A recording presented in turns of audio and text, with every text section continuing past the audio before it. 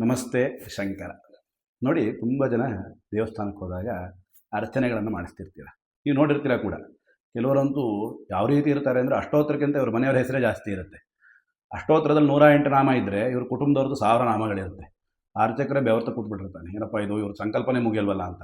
ಇದರಿಂದ ಏನಾಗುತ್ತೆ ಅಂದರೆ ಅವರು ಅಸಮಾಧಾನದಲ್ಲಿ ಅರ್ಚನೆ ಮಾಡ್ತಾರೆ. ಮತ್ತು ಇನ್ನೊಬ್ರು ಅರ್ಚನೆ ಮಾಡಿಸ್ಬೇಕು ಅಂತ ಕಾಯ್ದು ನಿಂತಿರ್ತಾರಲ್ಲ, ಅವ್ರು ವೃದ್ಧರಾಗಿರ್ತಾರೆ ಅಥವಾ ಬೇರೆ ಏನೋ ಕೆಲಸಕ್ಕೆ ಹೋಗ್ಬೇಕಿರುತ್ತೆ.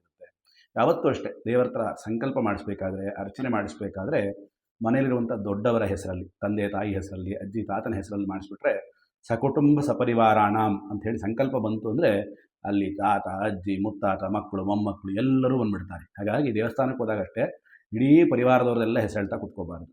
ಮನೆಯಲ್ಲಿ ಯಾರು ಹಿರಿಯರು ಇರ್ತಾರೋ ಇಬ್ಬರದು ಅವ್ರ ಹೆಸರು ಹೇಳಿ ಸಂಕಲ್ಪ ಮಾಡಿದ್ರೆ ಸಾಕು. ಇದರಿಂದ ಅಲ್ಲಿರುವಂಥ ಅರ್ಚಕರಿಗೂ ಮನಸ್ಸಮಾಧಾನ ಆಗುತ್ತೆ, ಅಕ್ಕಪಕ್ಕದವ್ರಿಗಿದ್ದವ್ರಿಗೂ ಕೂಡ ಯಾವುದೇ ಹಿಂಸೆ ಆಗೋದಿಲ್ಲ ಮತ್ತು ನಿಮ್ಮ ಕಾಮನೆಗಳನ್ನು ಭಗವಂತ ಖಂಡಿತವಾಗಿಯೂ ಈಡೇರಿಸ್ತಾನೆ. ಶುಭವಾಗಲಿ.